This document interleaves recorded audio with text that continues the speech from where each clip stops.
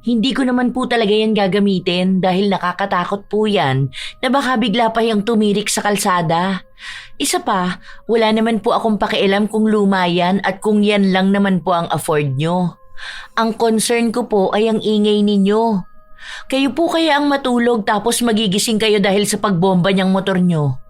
Sa totoo lang po ang pangit ng tambucho niyan, sobrang ingay. Nakakainit po ng ulo. Sana naman po magkaroon kayo ng respeto sa mga kapitbahay niyo po, ano? Kasi po hindi lang po kayo ang nakatira rito. May gusto pong magpahinga ha. Konting hiya naman po, ano? Mababwisit na babae ito Ang kapal na mukha mo sabihin na ito lang afford namin. Hindi mo nga kayang bumili ng ganito eh. Saka huwag mo ang pagsabihan ng mga ganyan Bagong lipat ka lang dito. Dapat ikaw ang marunong rumispeto. Ikaw ang mahiya dahil sumasagot ka ng ganyan sa mas nakatatanda sa'yo. Tanda mo to sa oras na manghingi ka ng tulong sa akin, hindi kita tutulungan. Ay, wag po kayong mag-alala. Hindi po ako hihingi ng tulong sa inyo dahil kahit nga po sarili nyo hindi nyo matulungan. Wag na po tayong magpayabangan dito. Ang pinapakiusap ko lang po sa inyo, sana naman po galangin nyo ang oras ng pahinga ng mga tao. Yun lang po. Salamat po. May mga tao talaga na hindi kayang pigilan ang pagiging hambog. Ipinagmamalaki ang mga bagay na hindi naman dapat. At nagiging masama ang ugali dahil akala nila ay sila na ang mas nakakaangat. Ito ang ugali ni Manuel na kinaiinisan ng lahat ng kanilang mga kapitbahay. Ang ugali rin na magdadala sa kanya sa isang sumpa na mahihirapan siyang makawala. Mapapabago ba siya nito o sadyang pipiliin niya pa ring manatili sa ugaling kinaiinisan ng lahat? Ay, salamat po rito, sir. Sakto po kasi mag-o-order pa lang sana ako ng ulam ko. Masarap yan kasi ang nagluto niyan yung anak ko nag-aral ng culinary sa Maynila. Kilala mo si Chef Boy Logro? Alam ko na kilala mo yun kasi sikat yun eh. Napapanood pa yun sa TV. Kilala yun ng anak ko. Isa yun sa pumuri ng luto niya. Alam mo ba yung anak ko na yun?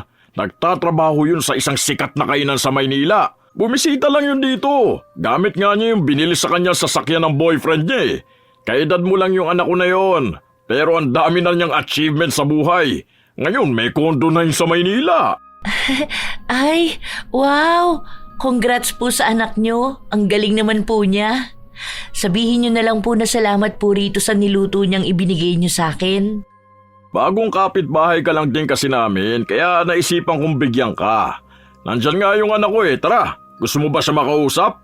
Para magtanong ka sa kanya kung paano maging matagumpay sa ganyang edad. Salamat na lang po. Saka na lang po kapag bumalik na ulit siya dyan. Hindi pa po kasi ako tapos maglinis ng bahay eh. Ang gulo pa po kasi dahil ang dami pa mga gamit na hindi pa nailalabas sa karton. Sige. Sasabihan kita sa susunod kung kailan yun uuwi. Minsan kapag umuwi yun, may mga dala yung pasalubong sa amin. Alam mo kasi, ang dami niyang kakilalang artista. Mga kaibigan niya, si Dimples Romana, kilala yun ng anak ko. Kasi palagi yung kumakain doon sa pinagtatrabahuhan niya eh. Ako rin po, kilala ko po yun kasi napapanood ko siya. Ikaw napapanood mo lang. Yung anak ko, nakakausap niya pa. Ang galing naman po ng anak niyo. Oo naman. Hindi lang siya. Pati yung dalawa ko pang anak. Hindi ko alam kung nakita mo na yung isa pero kasama namin nakatira dyan. Pero bihira lang kasi makita dahil ang daming ginagawa sa buhay eh. Mas matanda yun sa'yo, panganay ko yun. Ang kaedad niya yung anak ni Aling Doray. Pero mas successful naman ang anak ko, no? Yung anak no nagtatrabaho bilang production operator. Wala naman po yatang masama kung ganun ang trabaho ng isang tao. Lalo na kung nakakatulong naman sa pamilya niya. Hindi Kapag mga ganun trabaho, mga mababa lang yun, no? Parang hindi siya matagumpay na tao. Ang mga matatagumpay yung mga anak ko. Isang chef, isang businessman, tapos isang manager. Ikaw ba, anong trabaho mo? Freelancer po ako. Graphic designer po, ganun. Minsan naman po digital artist. Ay, wala ka palang maayos na trabaho, no? Maayos na trabaho po yun. Hindi lang po halata dahil freelancer po ako. Wala akong pinaka-boss. Madalas po na client, ganun. Or per kontrata ang ginagawa ko. Tapos, nasa bahay lang po. Hindi ganun kaayos na trabaho tulad ng sa mga anak ko. Yung manager, ganun. Nakapagtapos ka ba ng pag-aaral? Opo, bali graduate po ako ng fine arts. Ay, bakit naman ganyan ang kinuha mo? Hindi ka man lang ba pinagalitan ng mga magulang mo? Nagsasayang ka ng pera para sa walang kwentang kurso. Dapat kinukuha mo yung katulad sa mga anak ko. Minsan nga, pag nandito yung mga anak ko, kausapin mo para mabigyan ka ng inspirasyon. Bata ka pa naman hindi pa huli ang lahat para magkaroon ng mataas na pangarap. Yang ganyan sa arts na yan, saka sa online work mo, naku, walang pera sa ganyan. Hindi naman yan totoong trabaho Sige po. O sige na, kumain ka na muna. Pupuntahan ko lang ang anak ko at manghihingi ako ng pera. Dapat ganun ang trabaho na meron ka para matutuwa sa iyo mga magulang mo kapag may naibibigay kang pera. Hinintay na muna ni Cherry makalayo ang kapitbahay nila bago niya isarado ang pinto. Bagong lipat lang siya pero mukhang alam na niya kung sino bang kapitbahay ang kaiinisan niya. Sa katunayan, hindi naman pinapakialaman ng mga magulang niya ang kurso na tinapos niya o ang trabaho na meron siya. Dahil hindi naman umaasa ang mga magulang niya sa perang maibibigay niya. Hindi sila mahirap.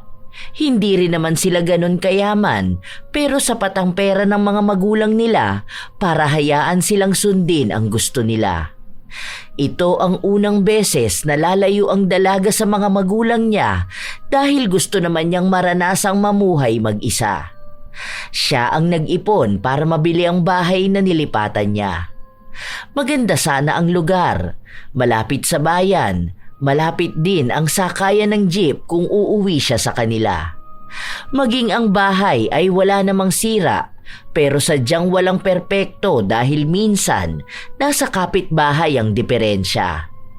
Ilang araw pa ang lumipas kahit na ayaw niyang kausapin ang kapitbahay nila kapag napapadaan siya o kaya kapag saglit na lumalabas ay kinakausap siya.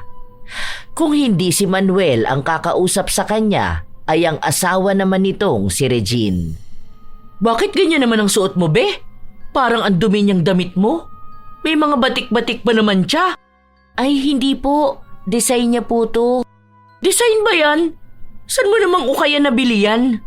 Alam mo yung mga anak ko, hindi yung nagsusuot ng mga ukay-ukay o mga luma. Palaging bumibili ang mga yun sa mall. Lalo na yung anak kong chef. Mayaman kasi ang boyfriend nun May mga branded siyang bag, damit, sapatos. Hindi mo man lang ba napansin tong suot kong tsinelas? Dear to. Bigay ito ng anak ko. Nakita ko na po yan. Ang ganda nga po. Nakita mo na pala bakit hindi mo pinupuri? Hindi po kasi ako sanay sa ganun. Saka normal na po yan lalo na sa bahay namin. Ganyan po kasi ang gamit ni mama minsan. Siguro, peke yung sa mama mo Hindi naman kasi lahat nakakabili ng ganito Yung mga may afford lang nito, mga mayayaman. Binibili niya po yun sa ibang bansa. Sus! Mukha bang nakapunta na ng ibang bansa ang mama mo? Kung mayaman pala kayo, bakit titira ka sa ganitong lugar na parang squatter? Dapat, ganun ka sa anak ko na nakatira sa kondo. Sawa na po kasi ako sa kondo. Kaya nga po binibenta ko na yung bigay sa akin ni mama na kondo Gusto ko po yung ganito na may mga kapitbahay. Pasimpleng mayabang ka rin, Yung akala mo totoong mayaman? Tingnan mo nga yung suot mo. Mukhang local lang. Opo, local brand po kasi talaga to. Bali, gawa rin po siya ng designer pero dito po sa Pilipinas. Sabi nga po nila, support local. Local? Ibig sabihin hindi branded. Ganyan ang mga damit na hindi sinusuot ng mga anak ko. Nangangati kasi sila kapag hindi branded Mga sensitive ang mga balat nila. Allergic sa mga mumurahing gamit. Ay, sana po bilang kayo ng anak nyo ng mansyon para po hindi kayo nakatira sa tapat ng kanal. Maganda po kapag nakatira kayo sa mansyon kasi mukha kayong donya. Ay, Talaga ba? Sabi nga nila bagay sa akin maging donya. Yung iba nga rito sa mga kapitbahay natin, tinatawag akong donya eh. Napapansin siguro nila na mayaman na kami. Paano kasi yung mga tao rito sa atin, mga dukha, mga pobre? Ayan nga sila, panay ang utang sa akin pero ayoko maglabas ng pera dahil wala naman silang ibabayad sa akin. Ayoko ma-stress maningil ng mga utang, no? Hindi natapos magdaldal si Regine na para bang lahat ng sinasabi niya ay mahalaga para sa dalaga. Wala namang maintindihan si Cherry dahil ang iniisip niya lang ay kung paano siya makakapasok sa bahay niya at paano titigil si Regine sa mga walang kwenta niyang kwento. Kaya minsan, kapag lalabas ng bahay si Cherry, sinisigurado niya muna na walang tao sa tapat ni Manuel para hindi niya makausap ang mag-asawa. Minsan kasi, paulit-ulit lang sila sa mga kayabangan nila. Doon nagsasawa ang dalaga. Pwede naman daw sanang makipag-usap pero wag na iyabang ang simpleng bagay at wag nang siraan ang mga tao sa paligid nila. Isang hapon, bago lumabas ang dalaga, sinilip niya muna kung may tao sa labas. Ayan na naman sila. Nakatambay pa talaga dyan. Ang sakit na ng puson ko. Dapat pala kanina pa ako bumili ng napkin. Ano na naman kayang ipinagyayabang ng dalawa na yan? May bago ba silang tsinelas? Wala naman. Bagong damit? Mukha namang hindi. Ay, bahala na nga. Ang sakit na talaga ng puson ko. Baka magkakaroon na ako. Kahit na ayaw pa ni Cherry lumabas, wala na siyang nagawa pa. At katulad sa inaasahan niya, hinarang na naman siya ng dalawa para makipagkwentuhan sa kanya. Darating na yung motor na bigay sa akin ng anak ko eh. Ay, mabuti naman po. Congrats po ah. Kaya nga nandito kami sa labas kasi hinihintay nga namin. Hay, ang babay talaga at ang gagalante ng mga anak namin, ano? Kaya nga sabi sa'yo, dapat maging successful ka rin para maiahon mo ang pamilya mo sa hirap. Ayun, sakto, nandito yung panganay kong anak. Ipapakausap kita ha. Para kung may hiring sila, maipasok ka niya. Para magkaroon ka naman ng maayos at matinong trabaho. Ang bata mo pa, wag mo sasayangin yan, lakas mo sa mga walang kwentang bagay. Bahala ka, magsisisi ka talaga. Sige po, paraan na lang po ako ha. Ang sakit na po kasi talaga ng puson ko eh. Kahit na ang daming kwento ng mag-asawa, hindi na talaga napigilan ni Cherry na umalis. Bago maggabi, nakarinig siya ng ingay ng motorsiklo. Hindi niya sinilip dahil alam niyang yun na nga ang ipinagyayabang ni Manuel na bigay sa kanya ng anak. Kanina pa yan bomba ng motor niya. Hindi ba sila nabibingi? Anong oras na oh? Kung ako lang ang kapitbahay nila, ayos lang dahil hindi naman ako natutulog ng ganitong oras. Pero paano naman yung may mga pasok bukas? O yung may mga anak? Umabot ng halos 2 oras ang pagbomba ni Manuel ng bago niyang motor. Paraan niya yon para ipakita sa mga tao na may mamahalin na naman siyang gamit galing sa kanyang anak. Hindi pa naman nakikita ni Cherry ang mga anak ni Manuel pero base sa mga pagyayabang nila ay talagang propesyonal ang mga ito. Lalo na ang negosyante nitong panganay na anak. Kinabukasan, maaga pa lang ay naririnig na naman ni Cherry ang pagbomba ng motor.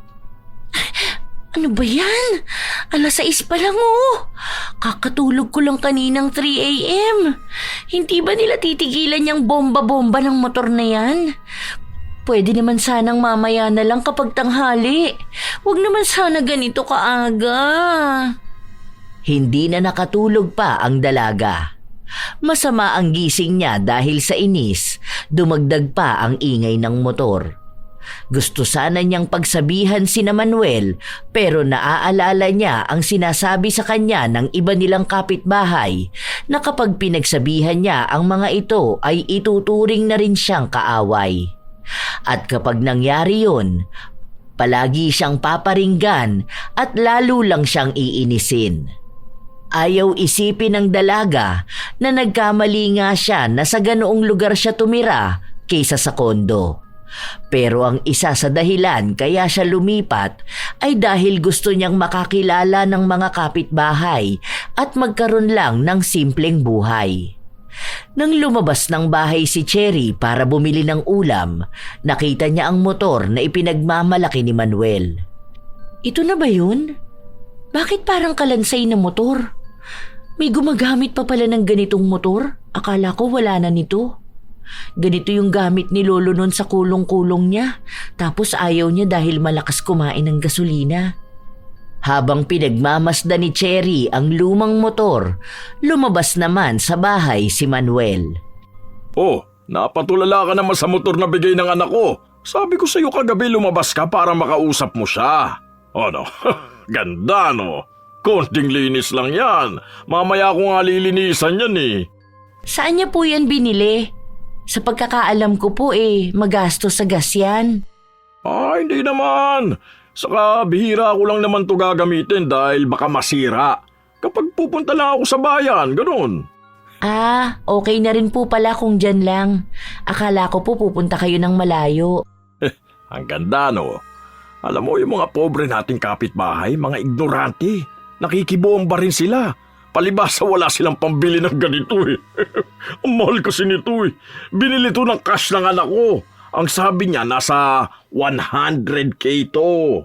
Ang mahal naman po niyan. Sana bumili na lang siya ng Honda Click. Ano yun? Pangit yun, di ba? Mas maganda naman po yun kaysa dyan. Ay, okay na rin po yan kasi pang tricycle po. Pwede yun pang service nyo rin. Ayoko nga ng ganun. Baka akalain pa nila, tricycle driver ako. Bakit po? Wala naman po problema kung driver kayo. Marangal na trabaho naman po yun. Kung walang tricycle driver, baka po maging mahirap din ang transportasyon, lalo na kung may malalaking bitbit. Ang mahirap na trabaho yun. Hindi naman ako mahirap, no?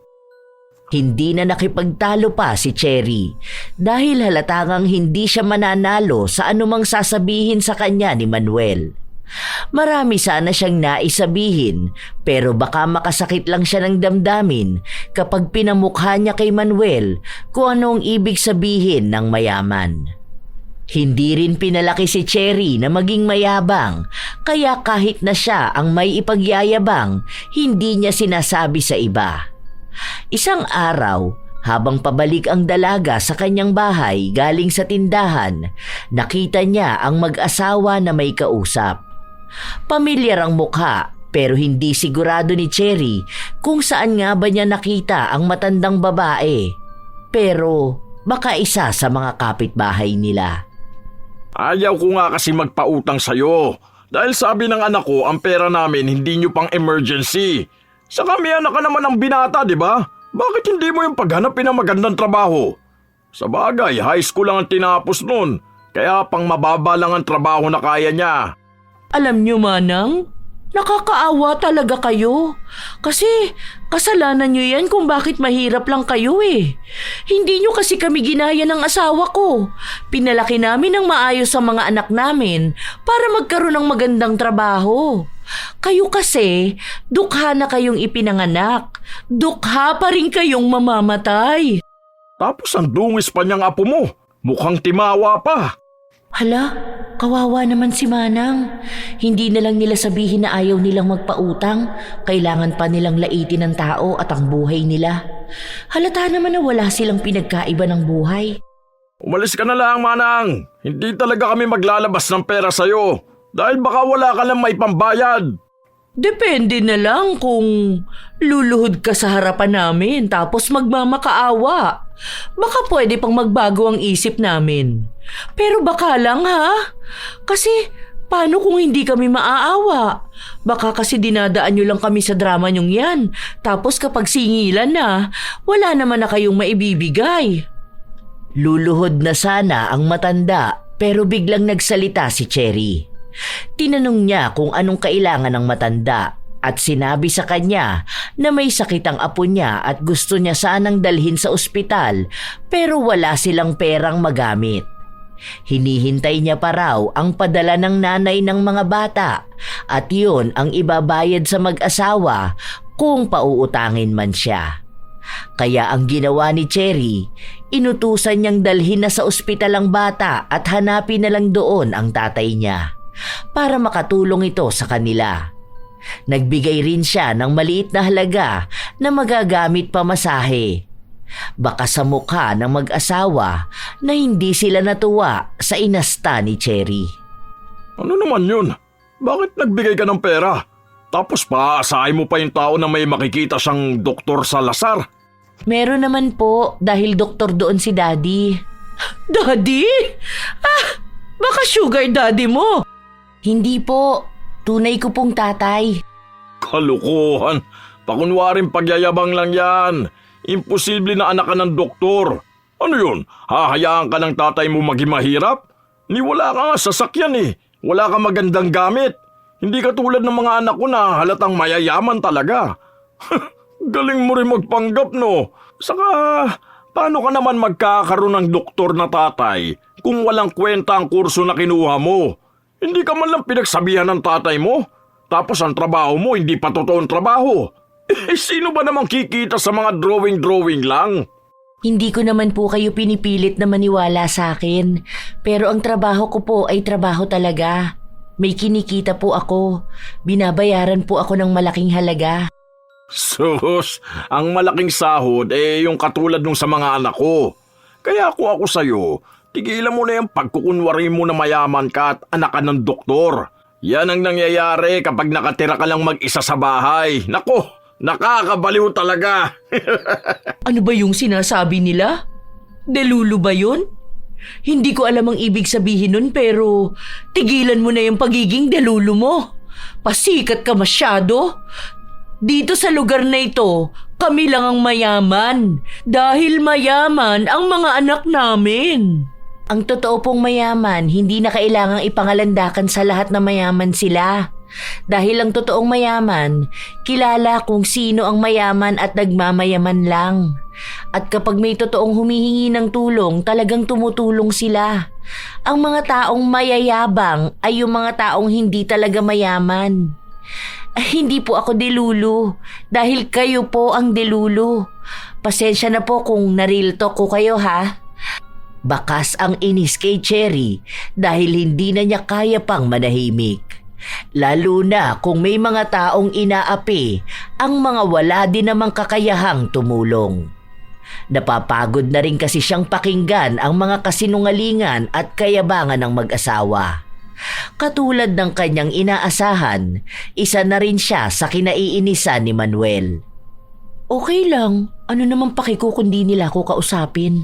Mas okay nga yun dahil walang mang-iinis sa akin. Diba? Wala akong maririnig na kwento na puro lang naman kayabangan. Na si ganito, kilala ng anak niya, tapos friend ni ganito si ganyan. Kulang na lang pati presidente friend ng anak niya. Halata namang gawa-gawang kwento lang. Habang nagpapahinga ang dalaga, naririnig na niya ang pagbobomba ng motor ni Manuel. Pinagpapatuloy niya ito na para bang walang ibang nakakarinig, kaya walang ibang maiinis. Palagi lang napapairap si Cherry. Ganon ang nangyayari halos araw-araw. Kahit anong oras yun, kahit na masyado pang maaga at may mga tao na nagpapahinga pa. Isang umaga, hindi na talaga kinaya ng dalaga. Halos 2 oras pa lang ang tulog niya, naririnig na naman niya ang motor na binobomba. Kaya lumabas siya. Naabutan niya si Manuel at kasama ang panganay nitong anak. Kuya, pwede po ba na mamaya niyo na lang ibomba yung motor niyo? Ang sakit kasi sa ulo, ang aga pa po masyado. Baka lang naman po, di ba? Inaano ka ba ng motor ko ha? Naiinggit ka lang siguro. Hindi po ako maiinggit dyan. Dahil anong kaiinggitan ko dyan sa kalansay inyong motor na kakarag-karag? Ba't walang iya ka? Ang kapal na mukha mo sabihin kakarag-karag tong motor ko, ni hindi mo pa nga ito nagagamit. Hindi ko naman po talaga yan gagamitin dahil nakakatakot po yan na baka bigla pa yung tumirik sa kalsada. Isa pa, wala naman po akong pakialam kung luma yan at kung yan lang naman po ang afford nyo. Ang concern ko po ay ang ingay ninyo.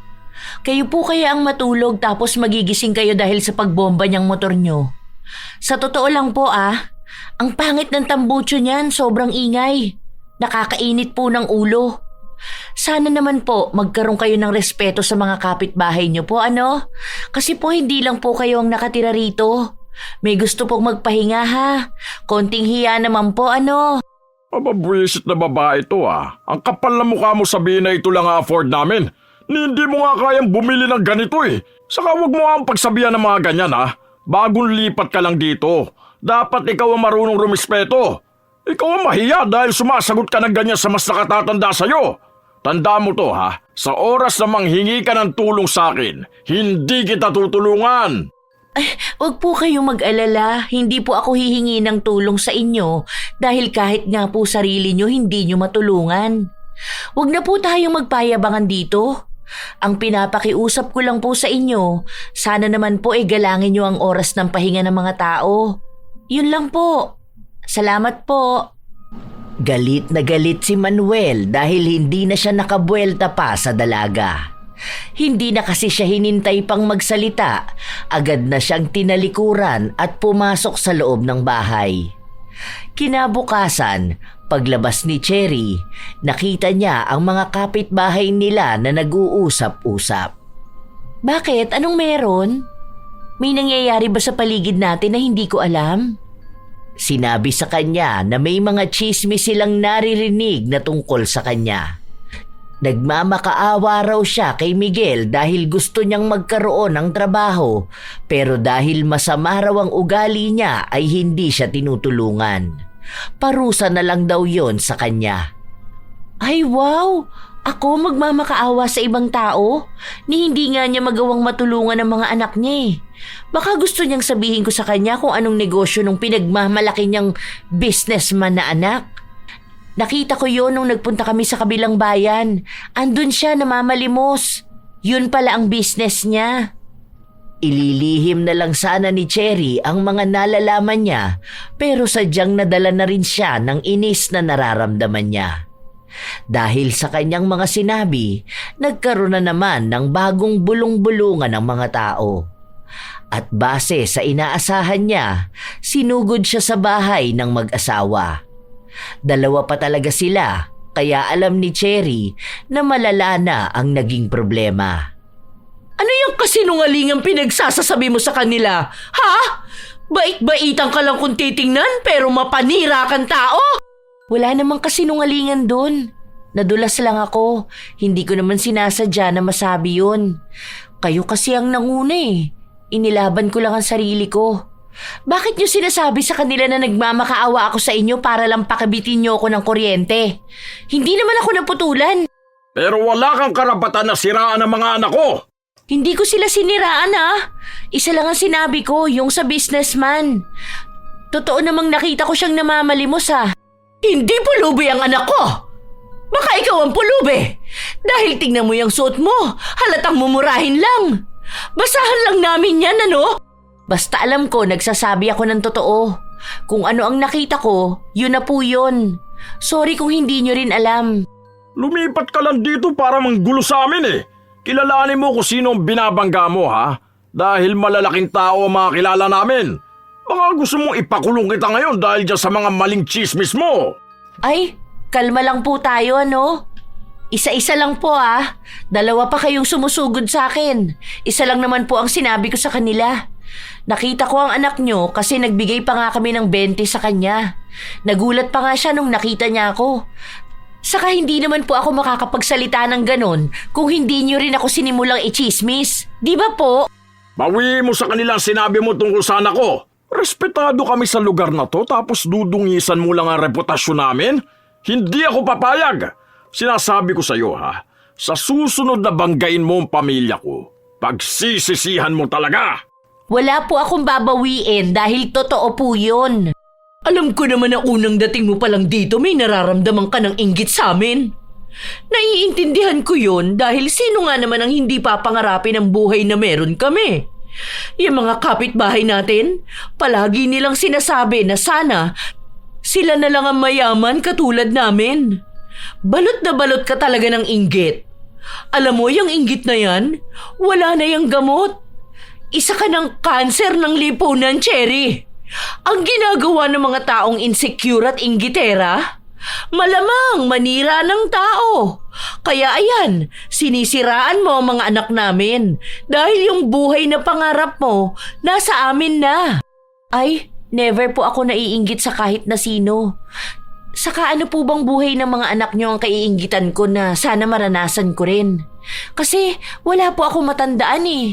Ano bang pinaglalaban mo, ha? Mayaman ka ba para banggay mo kami ng ganito? May pera ka bang pambayad sa abogado kapag idinimanda ka namin? Hindi po ako magbabayad ng abogado kasi kuya ko na po ang abogado. Siya po, totoo pong abogado. Hindi po siya tulad ng anak niyong fake CEO. Kaya huwag niyo pong sasabihin sa akin na inggit ako sa buhay niyo. Kasi wala naman po akong makitang kakaiba sa inyo. At talagang ginagalit mo ako ng husto, ha? Malandi kang babae ka! Siguro kaya palagi kang nasa loob ng bahay niyo dahil yung trabaho mo pang malalandi!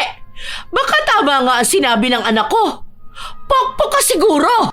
Sorry po hindi ko po trabaho ang trabaho ng anak niyo sa Maynila. Alam niyo po, walang saysay itong pagtatalo natin eh. Ano po bang gusto niyong iparatang sa akin? Malandi? Pokpok? Paano po kung anak niyo yung pokpok? Ano pa ba? Walang pinag-aralan? Hindi naman kasi graduate naman ako ng kolehiyo. May work din naman ako. Sa akin pa nga tong bahay na binili ko mismo ng cash. May kondo ang anak niyo? Meron din naman ako. Pero sa akin nakapangalan kasi akin yun mismo. May motor? Wala naman akong gagawin sa motor kasi hindi naman ako lumalabas. Baka may TV kayo sa loob ng bahay niyo. Meron din po ako. Ayan, ang laki. Ano pa bang dapat niyong ihabang sa akin? Sige po, isa-isahin natin. Pasok kayo sa bahay ko. Upo po kayo sa bagong bili at malambot kong sofa. Fully paid, cash basis. Napakayabang mo, animal ka! Akala mo naman nasa iyo na ang lahat at ikaw lang ang may kakayanang mamuhay ng ganyan. Hindi po ako nagyayabang. Sinasabi ko lang po yung palagi niyong sinasabi. Ginaya ko lang po ang mga linya niyo. Bakit naman po kayo nagagalit sa akin? Galit na galit si Manuel at para masisi palalo si Cherry ay nagpanggap siyang inatake sa puso. Agad siyang isinugod sa ospital at hinihingian ng pera ang dalaga para daw sa nagastos nila sa pagpapagamot ni Manuel at ang ibabayad nila sa ospital. Agad na tumawag si Cherry sa kanyang ama para tanungin ang kalagayan ni Manuel at nalaman niya na wala naman itong sakit. Nagpunta lang sa ospital para magpatingin pero wala naman silang babayaran. Nang itanong ng kanyang ama kung kilala niya ba yon, ay hindi niya sinabi ang katotohanan. Dahil baka kapag nalaman na may problema siya sa kanyang mga kapitbahay, ay palipatin siya ng titirhan. Gusto niya pa naman ang bago niyang bahay, pati ang iba niyang mga kapitbahay. Sadyang ang problema niya lang ay ang mayabang na pamilya ni Manuel. Ano? Bakit hindi mo pa ibigay ang pera? Ang akala ko bang sabi mo ay mayamang ka? Oh, bakit ngayon hindi mo maibigay yung pambayad ng ospital ng asawa ko? Gusto mo bang idemanda kita? Ha? Wala naman daw pong babayaran sa ospital. Si Daddy na po sana ang papakiusapan ko na magbayad. Kaso ang sabi niya sa akin, wala namang sakit ang asawa niyo. Nagpunta lang ng ospital para magpa-check up. Kung gusto niyo po, magbibigay na lang ako ng panggas niyo. Parang bayad po sa effort niyo magpunta ng ospital. Sinasabi mo ba na mukha kaming pera? Ha? Ay, wala po ako sinabi Ang sabi ko lang po magbibigay ako ng pera pang gas. Yung motor po kasi ng asawa niyo, malakas po kasi yun sa gas. Magkita tayo sa korte! Walang yaka! Uy, te, saan ka pupunta? Bakit umalis ka naman agad? Grabe, sa korte agad. Bilis naman ang demandahan dito. Wala namang ginagawa yung tao. Ilang araw na ang nakalipas pero palagi pa ring nagagalit si Manuel sa dalaga, lalo na kapag nakikita niya ito. Minsan pa, nakasabay niya si Manuel sa tindahan, binangga pa siya nito para maunahan siyang bumili. Pabili nga ako ng Coke, 1.5. Nagluto kasi yung anak kong chef Nandyan sa bahay ngayon, dala yung bago niyang boyfriend na mayaman. Chinese yun, boss ng isang company sa Pasay. Ang pogi nga tapos mabango pa. Hindi siya katulad nung Chinese ni Lara na mukhang mabanto tapos ang taba pa. Itong anak ko, magaling kasing pumili ito ng lalaki. Doon na siya nakatira sa kondo ng Chinese na boyfriend niya. Binilan nga siya ng bagong iPhone Nakisabat na lang ang iba pang nakatambay sa tindahan at sinabi na iba na naman ang lalaking kasama ng anak niya na para bang linggo-linggo ay nagpapalit ito ng boyfriend. Aba, malamang maganda ang anak ko kaya maraming nanliligaw. Kapag ayaw niya na sa lalaki, iiwan na niya. Kapag nakakita na siya ng mas mayaman pa. Yung mga anak ko kasi matatalino. Hindi sila katulad ng mga anak nyo, Chip. Mas lalo namang hindi siya katulad ng ibang babae dyan na bastos magsalita at nagpipiling mayaman at punong-puno ng kayabangan. Nandito naman ako. Bakit hindi niya pa binanggit ang pangalan ko? May sinasabi ka ba dyan, Cherry? Kung natatamaan ka sa sinasabi ko, pasensya ka na kung totoo lang ako, ha? Kasi yung anak ko na sinasabi mong pulubi, ayun, nasa Korea ngayon. Doon daw muna siya magbabakasyon dahil may snow. July pa lang po ngayon. Sa pagkakaalam ko lang po, walang snow doon dahil summer nila. Ewan ko lang po kung nagbago na ang klima nila nung nagpunta si Mr. CEO. Para namang may alam ka sa klima sa ibang bansa, hindi ka pa nga yata nakakasakay ng eroplano. Yung mga anak ko, lahat yan pabalik-balik sa iba't ibang bansa kung saan nila gusto magpunta. Ito nga ang bunso ko kagagaling niya lang sa China. Tapos may pasalubong siya sa aking sabon. Ang sabi nga ng mga anak ko, sa Pasko raw, pupunta kami ng Japan. Lahat kami! Okay po. Masaya po yan, makakapag-travel kayo. Oo, kasi hindi yun kayang gawin ng mga mahihirap dito. Mga tao rito, mga nag-aabang lang palagi ng biyaya. Hindi mga magsumikap para naman yumaman din sila. Hindi yung tuwing wala silang makain, nagpupunta sa amin na akala ata nila magbibigay kami ng donasyon. Kung sana tutukan nila ang mga anak nila at sabihin sa kanila na dapat paglaki gayahin ang mga anak ko para naman makaramdam sila ng kaginhawaan sa buhay. Ang kaso, hinahayaan lang nila ang mga anak nila na umidolo ng iba na dapat ang idol ay yung mga anak ko. Ay nako, kaya nakakaawa mga tao rito Nagsama-sama na ang mga walang utak kaya walang pag-asenso. Nakaramdam ng inis si Cherry. Nais niya pa sanang magsalita pero pinigilan na lang niya ang kanyang sarili. Alam niya kung saan na naman pupunta ang magiging usapan nila.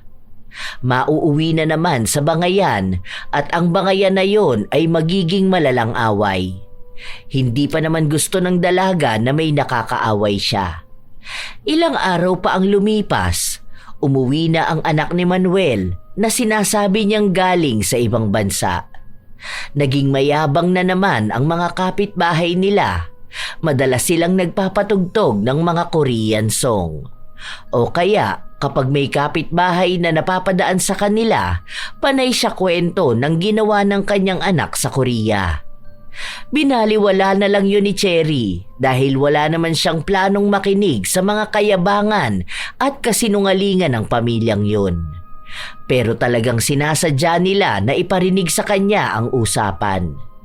Nang minsang lumabas siya dahil nililinisan niya ang tapat ng bahay, doon na nagsimulang muli ang kayabangan ng mag-asawa. Kaya natutuwa talaga ako sa mga anak natin Iba talaga kapag totoong may mga pinag-aralan, Hindi natutulad sa kahibangan ng ibang tao na akala mo sila ang matalino at mayaman. Ewan ko ba?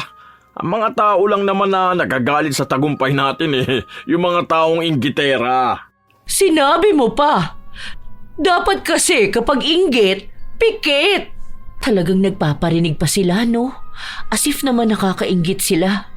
Kung may kaiinggitan lang ako ay unang beses nagkaroon ng snow sa Korea kahit na summer. Basta kapag nagpunta tayo ng Japan, gusto ko magsuot ng makapal na jacket.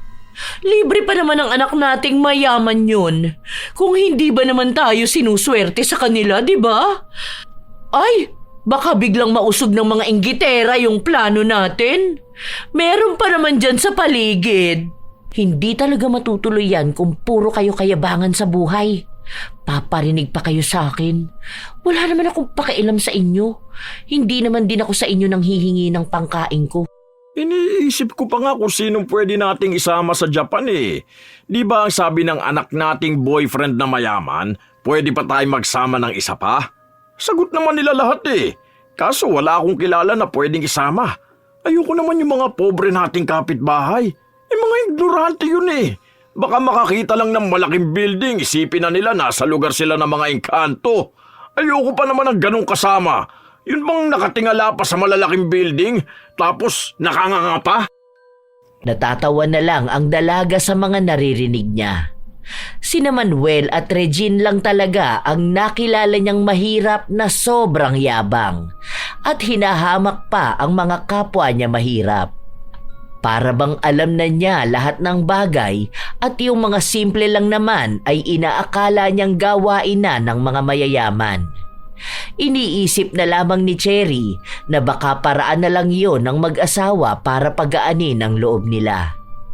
Pero hiling na lang ng dalaga ay wag nilang matahin ang ibang tao dahil kung magsasabi sila ng mga panlalait sa mahihirap, ibig sabihin lang ay nilalait din nila ang kanilang sarili.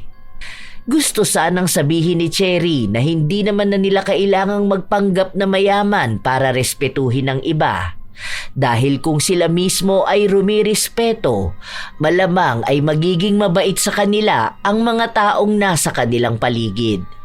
Pero kung masama ang ugali nila, kahit na mayaman sila, wala pa rin silang matatanggap na respeto. Hating gabi na pero may maingay pa rin sa tapat ng bahay ni Manuel. Nag-iinuman sila. Patapos na ako rito sa ginagawa ko at antok na rin ako. Hindi pa ba sila titigil? Hindi ba sila inaantok? Palaging alanganing oras nag-iingay. Tapos mamaya niyan maaga na naman niyang ibobomba ang motor niya na para bang alarm clock naming lahat. Ay, nakakainis na talaga. Mas lalong lumakas ang ingay sa labas. May mga tawanan at murahan. Halatang lasing na silang lahat.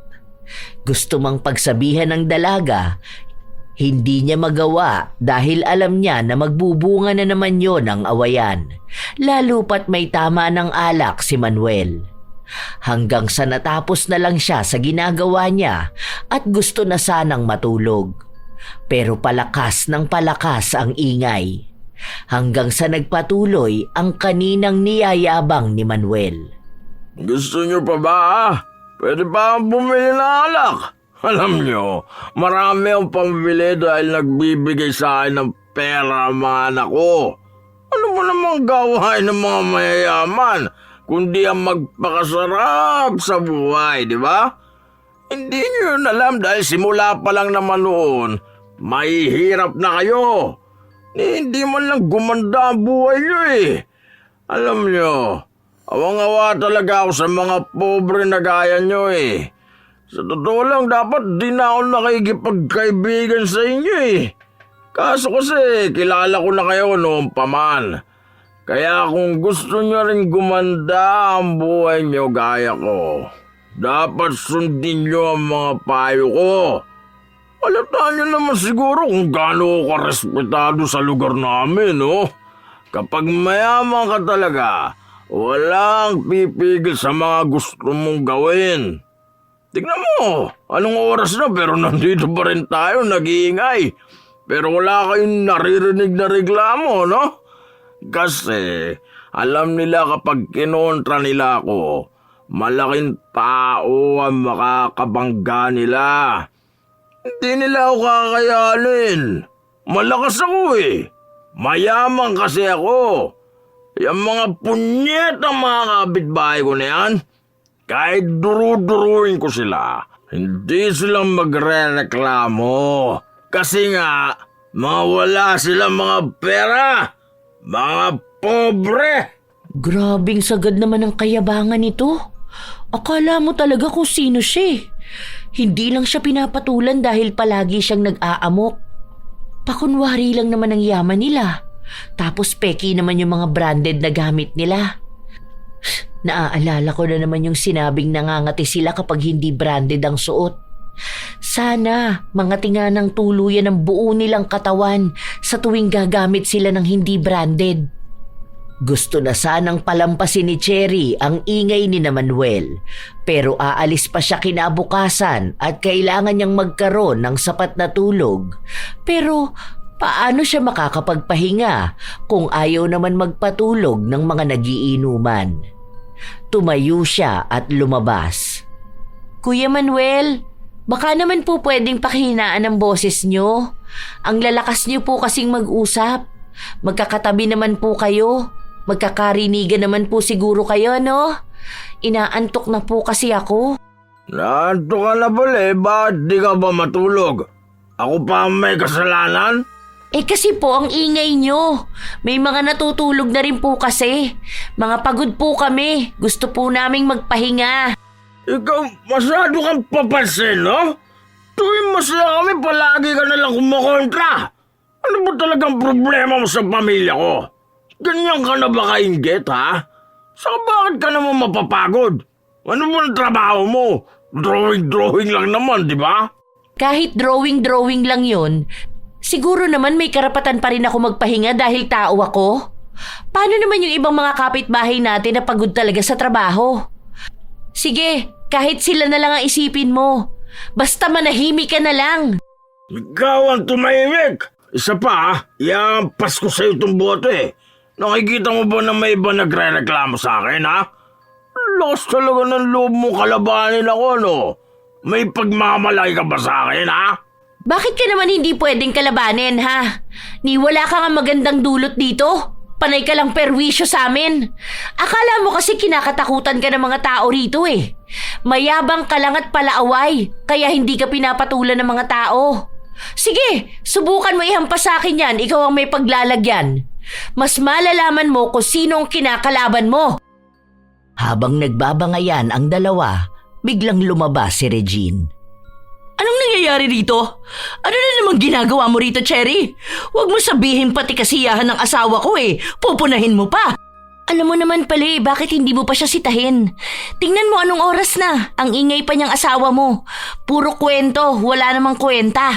Pigilan mo yung babae na yan at nandidilim na yung paningin ko dyan. Baka hindi ko mapigilan ang sarili ko, masaktan ko pa yan. Patuloy silang nagbangayan dahil hindi rin nagpapatinag si Cherry ay nakalaban niya ang mag-asawa hanggang sa umabot na sila sa barangay. Sobrang lasing na kasi ni Manuel at sa takot ng dalaga na baka totohanin nito ang banta ng pananakit sa kanya. Doon lang tumigil si Manuel dahil maging ang asawa niya ay hindi na makaapila. Kinausap silang tatlo at ang sabi ni Cherry, sa susunod na maghaharap-harap sila, maaaring pulis na ang papagitna sa kanila. Para bang asong nabahag ang buntot ni Manuel, lalo na nang pagsabihan siya sa barangay. Pero nakatago ang galit nilang mag-asawa dahil pakiramdam nila ay napahiya talaga sila. Kinabukasan, pag-uwi ng dalaga galing sa labas, naabutan niya si Regine na nasa tapat ng bahay niya at mukhang sinilip siya sa loob. Wala ako dyan. Bakit? Wala lang. Masama bang tingnan kung andyan ka sa loob? Depende sa dahilan. May kailangan ka ba sa akin? Mukha bang kakailanganin ka namin? Hindi nyo naman pala ako kailangan eh. Bakit sumisilip ka pa sa bahay ko? Sabihin mo na ngayon. Depende na lang kung may ginawa ka. Makikita ko rin naman dahil may CCTV ako. May CCTV ka? Sure ka ba? Bakit ka naman maglalagay ng CCTV? May pambili ka ba nun? Hindi na kumibo pa ang dalaga. Agad na rin siyang pumasok sa loob ng bahay niya pero tinawag ulit siya ni Regine. Totoo nga na may CCTV ka? Sasabihin ko ba kung wala? Huwag ka nalang magpaliwanag sa akin dahil malalaman ko rin naman kung anong ginawa mo rito sa bahay ko. Ipapanood ko na lang sa'yo kapag na-upload ko na sa social media. Ano ba ulit name mo sa FB? Para itatag kita? Wala naman akong ibang ginawa. Inayos ko lang naman yung bintana mo. Inaayos mo o sinisira mo? Kakapaayos ko lang yan. Basta, inayos ko lang. Huwag mong ipopost ang mukha ko ha. Kakasuhan kita. Okay, kung gusto niya ng kasuhan, then go. Pagod na ako makipagtalo pa. Bago matulog ang dalaga, tiningnan muna niya ang kuha ng CCTV. Nakikita niya kung paano magtangka si Regine at ang anak niyang baklasin ang bintana niya. Mabuti na lang at matibay ang gamit na ipinalit niya. Dahil sa inis niya, ipinadala niya kay Regine ang kuha na yon at sinabi na sa susunod na mahuli niyang pinapakialaman ng bahay niya, sisiguraduhin ni Cherry na hindi lang sila makukulong kundi mapapahiya rin. Hindi humingi ng tawad si Regine. Sa halip ay ipinaglalaban niyang inaayos lang niya ang bintana. Ilang araw pa ang lumipas, muli na namang narinig ni Cherry ang kayabangan ng pamilya ni Manuel. Narinig lang ito ni Cherry habang nagpapahangin siya sa labas matapos na mawala ng kuryente ang kanilang komunidad. Anong oras kaya magkakaroon ng kuryente? Gusto ko na tumambay sa loob ng bahay dahil may aircon. Sinilip ng dalaga ang loob ng bahay. Walang kisame at bukas ang bubong. Magkano ba bill nyo ngayon? Sa amin mura lang Nasa 7K. Wala naman silang kuryente. Bakit may babayaran silang bills? Mahal talaga sa atin. Wala ba namang patayan ng aircon Hindi pa naman nakaranas ng malamig na bahay ang mga yan. Kaya nga tumatambay yan sila sa mall para kahit paano maranasan naman nila ang aircon. Ganyan din gawain ng pamilya ni Harold. Nakita ko silang buong pamilya pumunta sa Walter Mart. Akala ko naman kung anong bibilin. Magpapalamig lang pala dun. Nakakaya yung ganoon lalo na kapag nakikita na ibang tao. Kasi isipin ng mga ignorante sa lamig ng aircon. Panigurado ang iingay ng mga anak niya ron. Hindi pa naman mapagsabihan ng mga batang yun. Nagsalita ang kapitbahay nila at sinabi na nagpapaayos na ng bahay si Harold. Nasa abroad na raw kasi ang asawa nito at ang unang balak nilang gawin ay ayusin ang barong-barong nilang bahay. Sus, kunwari lang nila yung pagpapagawa na yan. Nakita ko nga yung bahay nila Ang naipagawa lang, nagpalit lang sila ng trapal. Malabo na makapagpadala ng malaki ang asawa noon. Ano bang trabaho no sa abroad? Alila lang yun Katulong ba? Ang daming sinabi ng kapitbahay nila at maganda naman kung papakinggan. Pero sadyang hindi nagpapatalo si Manuel. Ayaw niyang nakakarinig ng kwento na may ibang taong nagtatagumpay. Para bang gusto niya ay siya lang ang may magandang buhay. Walang karapatan ng iba na umunlad. Yung CCTV natin, mahal. Ayusin mo, baka hindi makuhanan yung sa harapan ng bahay. Hirap na, baka may mga tao diyang magtangka ng masama sa atin. Nalaman lang na may CCTV ang bahay ko. Meron na rin sa kanila. Lahat na lang Ano pa kayang gagayahin ng mga to? Maayos na yan. Saka lagi naman ako nakabantay sa bahay. Walang iba magtatangka dyan. Aba, subukan niya lang at maghahalo ang balat sa tinalupan. Hindi na kumibo pa si Cherry. Pumasok lang ulit siya sa bahay niya para kunin ang kanyang tablet. Lumabas siya bit-bit din ang maliit niyang bentilador. Ay, mabuti na lang pala nakapag-charge ako. Pero feeling ko malulobat na rin to. Napatingin sa pwesto niya ang mag-asawa at dalawa pang kapitbahay na nakatambay din sa labas. Nagtanong pa ang isa kung magkano raw ba ang bili niya sa bentilador niya. Ay, hindi ko po alam kasi regalo po sa akin to ng ninang ko. Pero sa Japan po to nabili. Nung bumisita po siya sa amin, binigay niya po to. Sus! Baka naman Japan surplus lang dyan sa kabilang bayan. Para lang kunwari may masabi na galing sa Japan. Akala mo talaga may kakayahan silang makabili ng ganyan? Che! Lumang brand naman yan. Yan yung mga nire-repair lang Tapos pwede mo mabili kapalit ng mga lumang alahas o lumang coins. Baka kamo nagyayabang lang yan para sabihin na may ganyan siya. Nilabas niya pa talaga rito para lang sabihin. Wala naman po sigurong masama kung ilalabas ko to at dito ako tatambay sa tapat ng bahay ko, no? Wala namang masamang tumambay sa labas. Ang masama yung papansin pa.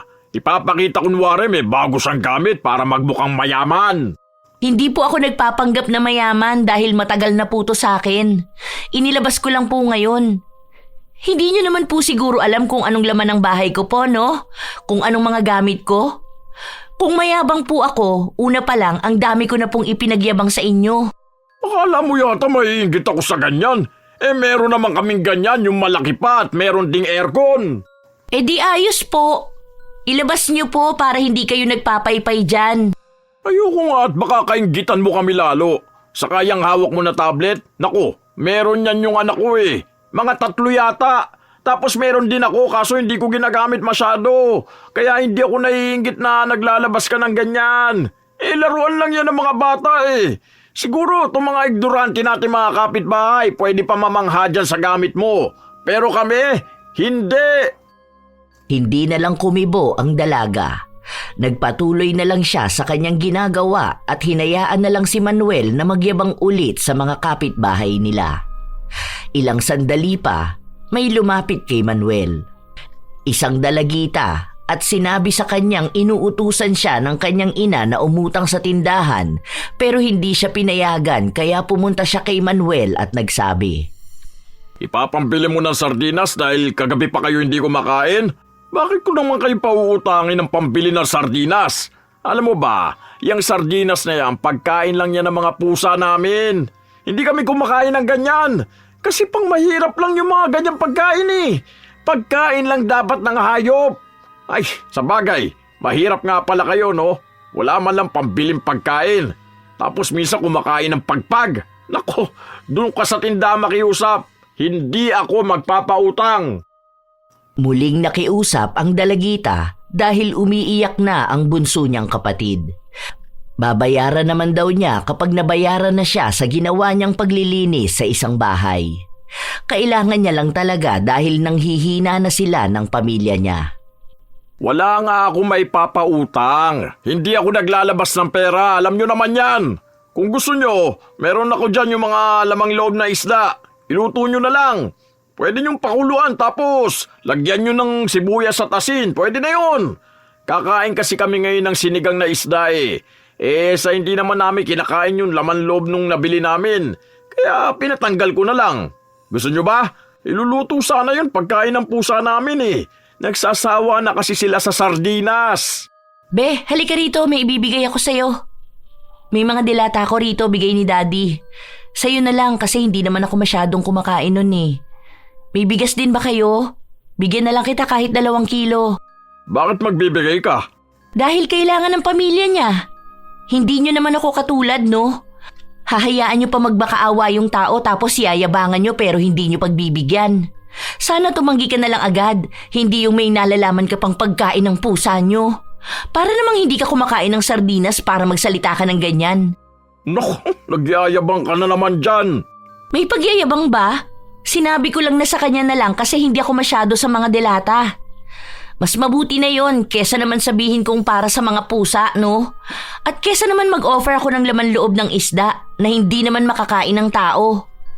Inis na inis si Manuel. Gusto niyang makipagsabayan ng yabang kay Cherry pero paano niya bibigyan ng pera ang dalagita kung wala naman siyang pera? Palusot niya lang ang salitang hindi siya nagpapautang kahit na ang totoo nun ay wala siyang maipapautang.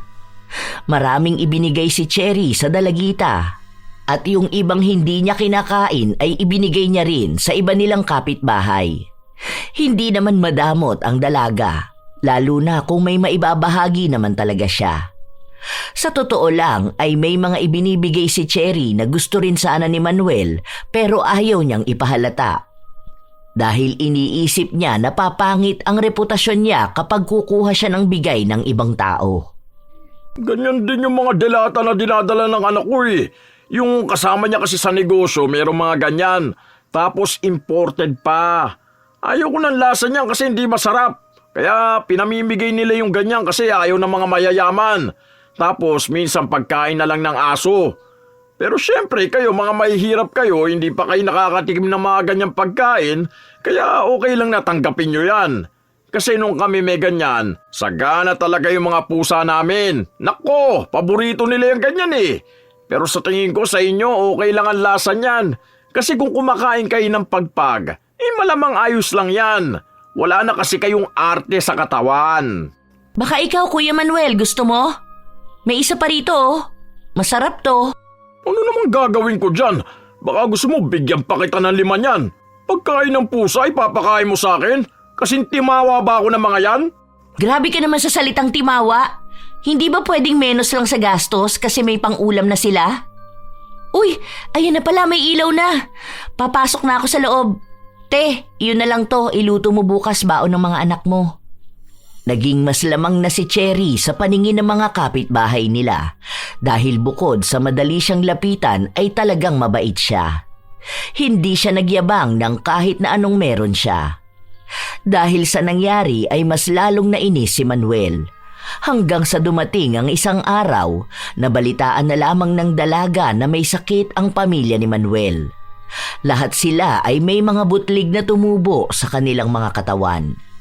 Pati raw ang anak nito na nasa Maynila ay meron din. Nakumpirma lang yon ng dalaga matapos niyang makita si Manuel. Anong nangyari sa'yo? Bakit parang may tigdas ka naman? O baka tigdas talaga? Totoo ba na buong pamilya niyo merong ganyan? Sa tubig to. Masaya lang kasi ang balat namin sa marumi, kaya magrereklamo kami. Oh, bakit pati yung anak mo? Umuwi pala yon galing sa Maynila? Lahat talaga kayo? Hindi na kumibo pa si Manuel. Totoo nga na buong pamilya niya ay apektado ng kakaibang butlig sa katawan. Naririnig din ng dalaga na makatiyon at kapag kinakamot nila ay sumasakit naman. Nagpunta na rin sila sa center para ipatingin pero wala namang maibigay na lunas sa kanila. Maliban na lang sa pag-inom nila ng gamot. Madalas na naririnig ng dalaga ang usapan ng pamilya ni Manuel at kung paano sila nagdurusa sa sakit nila. Ano kayang nangyari sa kanila? Kung marumi ang tubig, pare-pareho lang naman ang tubig namin. Bakit wala naman nangyayari sa balat ko? Bakit maayos lang ako? Hindi kaya sa kinakain nila yun? Allergic sila sa marumi. Hindi naman din sila malinis. Ang akala ko pa naman nung una sa mga lokal na damit sila allergic. Teka, parang naaalala ko na hiniling kong sana mga tiyang buo nilang katawan kapag hindi branded ang suot nila. May kinalaman ba yun? Ano yun na manifest ko? Ano yun, parang sinumpa ko sila? Ay hindi, baka nagkataon lang yun. Baka may ginawa sila kaya ganun ang nangyayari sa kanila. Pinipilit ng dalaga na wala siyang kinalaman dahil hindi rin naman siya naniniwala sa mga sinasabi niya na kahit minsan ay nagkakatotoo ang hinihiling niya. Makalipas ang ilan pang mga araw, wala pa ring nangyayaring pagbabago sa balat ng pamilya ni Manuel. Nagkakaroon na lang sila ng mga sugat, marahil ay sa tuwing kinakamot nila ang kanilang katawan. Isang araw, nasa labas na naman si Cherry. Naglilinis siya ng harapan ng bahay niya. Nakita niya ang mag-asawa na nagbabanli ng kanilang katawan. Teka lang, Abdi! Ang init! Sandali lang! Aray ko! Huwag mo munang igalaw. Kaya nga yan masakit dahil pinapatay ang mikrobyo. Isusunod ko pambanlian yung mga anak natin. Kawawa naman sila. Hindi pa naman sanay sa mga ganito ang balat nila. Buwisit naman kasi tong allergy natin eh. Hiniwalayan patuloy ng mayamang Chinese ang anak natin. Huwag mo nang isipin yung Chinese na yon. Ang dami pa naman diyang mayayaman lalaki. Siya ang nawala ng magandang girlfriend. Ang problemahin natin kung paano ito mawawala. Makikisabat lang ako. Bakit po hindi kayo magpunta sa ospital? Para naman po maipatingin nyo yan, di ba? Wala kaming tiwala sa mga doktor. Bakit naman? Sila lang naman ang makakatulong sa inyo. Nagpunta nga kayo ng center, tapos pagdating sa doktor ayaw nyo. Paano naman kayo mabibigyan ng gamot? Huwag mo nga pakialaman ang desisyon namin. May family doctor kami. Hinihintay lang namin siya makabalik ng Pilipinas. Nasa bakasyon pa siya. Bahala kayo, dahil kayo lang din naman ang mahihirapan dyan. Nagsuggest lang ako dahil baka iba na pala yung sakit nyo. Nakakatakot lang dahil baka may virus na kayo. Buong pamilya nyo ba naman eh? Hindi mo ba naiintindihan, ha? May family doctor nga kami. Sa kanya lang kami nagtitiwala, hindi sa iba. Baka mamaya may sabihin pa silang sakit namin kahit na hindi naman totoo.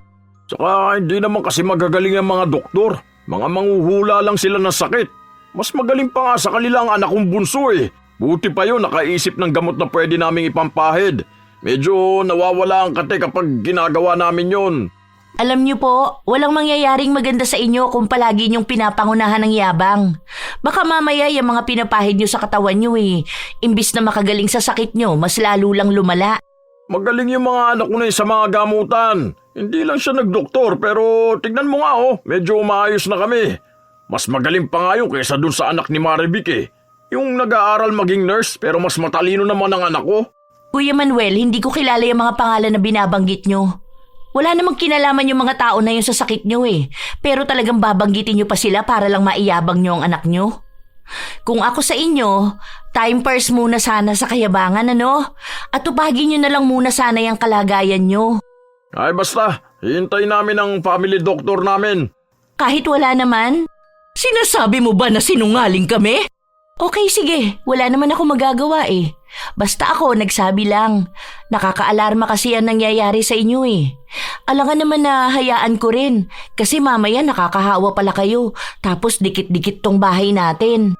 Tong sakit namin, allergy to ng mga mayayaman. Baka meron lang na dikit sa amin na gamit ng mga mahihirap eh. Lahat ng nakapalibot sa atin puro pang mahirap. Ito mismong tinitirhan natin pang mahirap na to. Kaya sana, wag na kayong umarte na para bang dati kayong nakatira sa mansyon Kung dito nyo na pinalaki ang mga anak nyo, ang ibig lang sabihin nun mahirap kayo. Walang nakakahiya sa pagiging mahirap. Mas nakakahiya yung nagmamayabang ka at minamata mo yung kapwa mo mahirap. Kabago-bago mo lang dito ha. Kaya huwag ka magsalita dyan na parang nasubaybayan mo ang buhay namin. Okay, sige. Baka sabihin nyo na naman nakikialam ako. Matigas talaga ang ulo ng pamilya ni Manuel at ayaw nilang magpatingin sa doktor. Sa halip nga na magbago sila, mas nangingibabaw pa rin talaga ang kayabangan. Iniisip na lang ni Cherry na marahil ay parte na ng buhay nila ang pagiging mataas ang tingin sa sarili. Ilang linggo pa ang nakalipas, mas lumalala na ang sakit sa balat ng pamilya ni Manuel. May mga sugat na sila sa iba't ibang bahagi ng kanilang katawan na siyang nagiging dahilan kaya kinatatakutan na sila. Iniiwasan na sila ng mga tao dahil iniisip nila na baka kapag lumapit sila o madikit sa katawan ng isa sa pamilya ni Manuel ay mahahawa sila. Arte nyo Ano ba akala nyo sa sarili nyo mga malilinis na tao? Kung makaiwas kayo sa amin, daig pa namin ang may nakakahawang sakit Kami pa nga dapat na umiwas sa inyo dahil kayong mga mahihirap, mga dukha, mga pobre, mga walang mararating sa buhay. Kuya, mali naman ata yung mga sinasabi mo. Sa halip na makita mo kung anong mali sa inyo, talagang mas pinatibay nyo pa ang pagiging mayabang at masama ang ugali. Ano bang pakialam mo Isa ka rin naman sa kanila, di ba? Ikaw na nagpapanggap na mayaman. Hindi ako nagpapanggap. Magkaiba tayo ng ginagawa. Akala mo ba hindi ko alam na wala na kayong makain? Na mapuputulan na kayo ng kuryente dahil wala makapagtrabaho sa inyo? Kaya nga gusto nyo ibenta na ang motor nyo kaso walang bumibili. Kung hindi yan pagiging mahirap, anong tawag dyan? Kaya wag mo naman sanang hamakin ang mga kapitbahay natin dahil ang iba sa kanila may mga pangarap na makaangat sa buhay. Baka yung mga tinatawag mong mga pobre sila pa yung makakaranas ng marangyang buhay sa hinaharap. Ayaw nyo kasing tanggapin ang katotohanan na hampas lupa rin naman kayo. Hindi kami hampas lupa! Mayabang lang talaga kayo at iniisip nyo na kakayan-kayanin nyo lang ang mga tao sa paligid nyo. Kaso yun ang mali nyo. Kaya ayan, pinaparusahan na kayo. Sa dami nyo ba namang nilait na tao rito Sa dami ba naman ang kinutya nyo sa pagiging mahirap nila kahit mahirap din naman kayo? Allergic kayo sa pagiging mahirap, di ba? Ngayon, ayan, mas pinapadama sa inyo lalo kung ano ba kayo. Yon ay ang pagiging dukha. Nais na magwala ni Manuel pero hindi niya magawa dahil nauubos ang lakas niya, dahil nangangati ang buo niyang katawan. Ang buong pamilya niya ay ganon din ang nararamdaman. Pero kahit na ang dami ng salitang binitawan ng dalaga, hindi pa rin matanggap ni Manuel na tama nga siya. Ilang araw pa ang lumipas na tuluyang nawalan ng kuryente ang bahay ni Manuel. Wala na silang makain, wala nang kahit na ano. Wala naman silang ibang masisisi dahil kahit naman magkano ay hindi sila nakapag-ipon. Ang mga nagiging nobyo ng anak nilang babae, hindi naman nagbibigay ng pera.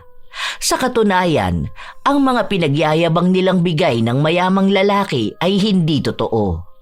Ang mga gamit na inuuwi ng kanilang anak ay galing lang sa basurahan ng mga kapitbahay nilang Chino. Kapag may itinatapon silang gamit, agad tong kinokolekta ng anak nila para may maiuwi.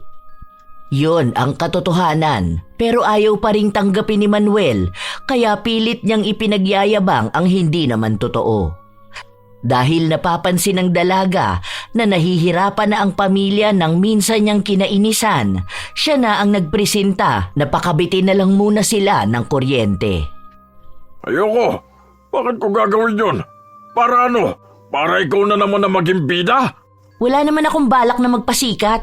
Hindi ka ba naaawa sa sarili mo o sa mga anak mo? Sama-sama kayo rito na madilim at mainit. Tapos may mga sugat pa kayo sa katawan nyo. Kapag pinawisan kayo, malamang masakit yan. Nagmamagandang loob lang naman ako. Magpapakabit na rin kami. Nakalimutan lang naming magbayad. Halos 1 linggo na po ang nakalipas. Pero kung ayaw niyong tanggapin ang tulong ko, bahala kayo. Hindi ko naman kayo pipilitin. Pero sana po maintindihan niyo rin ang kalagayan niyo. Wala namang nagmamataas, walang nagmamalaki. Dapat marunong kayong humingi ng tulong dahil magkakapitbahay tayo. Tanggapin niyo na rin po ang katotohanan na mali talaga kayo sa pagiging mayabang niyo. Dahil dapat lagi niyo pong iisipin na hihingi rin kayo ng tulong sa mga kapitbahay niyo. Kaya dapat maging mabuti kayo. Hindi na pinilit ni Cherry si Manuel dahil alam niya na kapag kailangan talaga nito, dapat matuto siyang tumanggap ng tulong galing sa iba. Nang kinagabihan, lumapit si Manuel kay Cherry. Di ba, nag-aalo ka ng tulong? Pwede pa ba? Yung sa kuryente? Oo, sana eh. Kung okay lang sa'yo. Kung hindi naman, ayos lang din. Nahihiya akong humingi ng tulong eh. Okay lang naman po. Dapat kanina pa para maaga-aga pa. Wala ata tayong magagamit na extension. Wait lang. Magtatanong ako kay Ate Malu. Salamat talaga sa tulong mo, Cherry. At sana mapatawad mo ako sa mga kasalanan ko sa'yo, ha? Sorry talaga kung palagi kitang inaaway. Wala na sa akin yun, kuya. Basta lagi mong tatandaan na walang taong nakakataas kanino man. Pantay-pantay tayong lahat, kaya dapat nagtutulungan tayo. Sana matuto ka na at huwag ka na ulit babalik sa pagiging mayabang at masama ang ugali. Dahil masaya kapag kaibigan at kasundo mo ang mga kapitbahay mo. Yun ang unang beses na nakipantay si Manuel sa mga kapitbahay niya at doon niya nakita na mababait naman sila. Sadyang naging mataas lang ang tingin niya sa kanyang sarili kaya ang dating normal niyang gawain ay pinandidirihan na niya. Nagtulungan ang magkakapitbahay para lang kay Manuel. May mga nagpapaabot ng pagkain sa kanila at may nakapagsabi rin na mas maganda kung magpatawa sila. Baka kaya ganon ang nangyayari sa kanila ay dahil nanuno sila. Wala namang nasabi ang magtatawas pero tinuruan sila kung anong dapat gawin para gumaling sila. Habang nagpapagaling naman ang pamilya ni Manuel, iniisa-isa niyang hingian ng tawad ang mga kapitbahay niya. Lalo na ang mga minaliit niya. Doon niya inamin ang katotohanan tungkol sa mga anak niya at kung ano ba ang tunay nilang trabaho. Mga gawain para lang may kitain na perang siyang papawi sa kanilang mga gutom na sikmura. Sa paglipas ng mga buwan, unti-unting gumaling ang pamilya ni Manuel at naging malapit na rin sila sa kanilang mga kapitbahay. Isang araw, kumatok si Manuel sa pinto ng bahay ni Cherry. Kagigising lamang ng dalaga nung pagbuksan niya ito. Bakit kuya? May dala akong ulam para sa'yo. Luto yan ng anak kong chef. Isa po ba tong ulam na to sa tinuro sa kanya ni Chef Boy Logro? Oo, yung anak kong kaedad mong successful sa buhay na may bago na namang Chinese na boyfriend. Naging biruan na nila ang mga ganong salita, lalo na kapag naaalala ni Cherry kung paano magsalita noon si Manuel. Naging maayos na ang lahat sa kanilang komunidad. Kung sino ang humihingi ng tulong ay binibigyan ng sino mang may kakayahan. Ang dating nagmamataas na si Manuel ay naging kakampi na ng kanyang mga kapitbahay. Isa sa pinapasalamatan nila ay si Cherry dahil kung hindi siya kumalaban noon kay Manuel, marahil ay hindi pa rin makikita nito kung ano ba ang mali niyang ginagawa. Minsan talaga, may mga taong nabubulag ng kayabangan. Kahit wala naman silang tunay na maipagmamalaki, iniisip pa rin nilang mas angat sila kaysa iba. Hindi nila namamalayan na ang pinagmamalakihan nila ay mga taong mas maayos at mas matagumpay ang pamumuhay. Hindi naman masama ang mangarap na yumaman o damhin ang pakiramdam ng kaunlaran. Ang nagiging mali ay ang maliitin at laitin ang mga taong nagdadaan sa parehong hirap na minsan mo ring dinanas. Mas mainam na pairalin ang pagpapakumbaba sapagkat ang pagpapakumbaba ay nagdadala ng respeto at tunay na dangal. Dahil kayabangan ang maglalayo sa iyo sa tunay na kaunlaran. Tandaan na ang respeto ng tao ay hindi naaayon sa ganda ng iyong kasuotan, kundi sa kung paano ka makitungo sa kanila. Walang taong umuunlad dahil sa pagmamataas. Sa halip, ito pa ang dahilan ng kanilang pagbagsak. Dahil ayon nga sa kasulatan, ang sino mang nagmamataas ay ibababa at ang sino mang nagpapakumbaba ay itataas. Kaya palagi niyong tatandaan mga apo, huwag ikahiya ang kahirapan kung ang tagumpay naman na iniyayabang ay kasinungalingan. Minsan na rin ba kayong nakakilala ng taong katulad ni Manuel? Kapitbahay na mayabang kahit walang ipagyayabang? Ibahagi niyo naman ang inyong opinyon para sa ating bagong kwento. At sana may natutunan kayong magandang aral. Ito ang inyong Lola Telang at maraming salamat sa pakikinig mga apo.